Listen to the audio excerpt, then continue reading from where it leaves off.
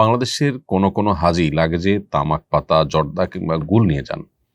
মাঝে মধ্যে তারা সৌদি ইমিগ্রেশনের ধরাও পড়েন। এ বিষয়ে হাজিদের প্রতি আপনার নির্দেশনা কামনা করছি। আমি মক্কায় কাজ করি, এহরামের কাপড় ছাড়া নিজে তওয়াফ করা যায় না, তাই আমি উমরা না করে এহরামের কাপড় পরে তওয়াফ করি, এটা করা যাবে কিনা? বাংলাদেশের কোনো হাজি লাগেজে তামাক পাতা, জর্দা কিংবা গুল নিয়ে যান। মাঝে মধ্যে তারা সৌদি ইমিগ্রেশনের ধরাও পড়েন। এ বিষয়ে হাজিদের প্রতি আপনার নির্দেশনা কামনা করছি।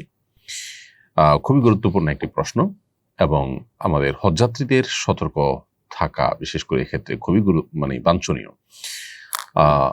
সাদা পাতা, তামাক জাতীয় যে সমস্ত জিনিস আছে, এগুলো হজযাত্রীরা সাথে নিয়ে যাওয়াটা শরীর দৃষ্টিকোণ থেকেই তো গর্হিত কথা। অনুচিত কাজ। যে জিনিসটা আসলে নেশাদ্রব্য বা তামাক, সেটা আপনি হজে নিয়ে যাচ্ছেন, সেটা আপনি বাইতুল্লাহ নিয়ে যাচ্ছেন, মক্কা নিয়ে যাচ্ছেন, সেটা হজের সফরে আপনি গ্রহণ করবেন, খাবেন। শরিয়ার দৃষ্টিকোণ থেকে এটাই তো অনুচিত কাজ।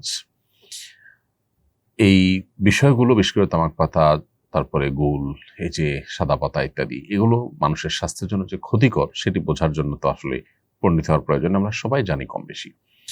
তো আল্লাহ সুবহানাহু ওয়া তাআলা বলেছেন, ওয়া তুলকু বিআইদিকুম ইলা তাহলুকা, তোমরা নিজেদেরকে ধ্বংসের দিকে ঠেলে দিও না। এটি তো একটা বিষয় আছেই, সব রকমের জর্দার মধ্যেই সে জিনিসটা আছে খুব প্রকটভাবে। এর বাইরে আবার নেশা জাতীয় দ্রব্য বা তামাক জাতীয় দ্রব্য, সেগুলো একজন মুসলমানের জন্য তো এমনিতেই গ্রহণ করা জায়েজ নয়। সেখানে আপনি হজ যাত্রায় বহন করে নিয়ে যাচ্ছেন, সেটা তো আরো গর্হিত কথা। এবার আসা যাক সৌদি ইমিগ্রেশনের বিষয়। সৌদি ইমিগ্রেশন এই জাতীয় বস্তু কারোর সাথে পেলে তাকে পাকড়াও করে, আটক করে।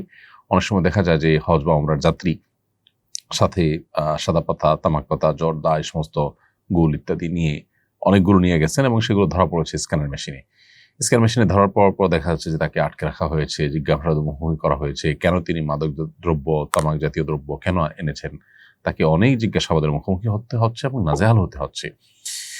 যেহেতু সৌদি আরবে এই জাতীয় জিনিসগুলো নিষিদ্ধ এবং এগুলো মাদক জাতীয় দ্রব্যের অন্তর্ভুক্ত হিসেবে তারা গণ্য করে এবং তার জন্য যথাযথ আইনি পদক্ষেপ গ্রহণ করে। অতএব হজ যাত্রীগণ হজের যাত্রায় এই জাতীয় জিনিসপত্র যেন সাথে নিয়ে না যান, সে বিষয়ে তাদের সতর্কতা একান্তভাবে আমরা কামনা করছি।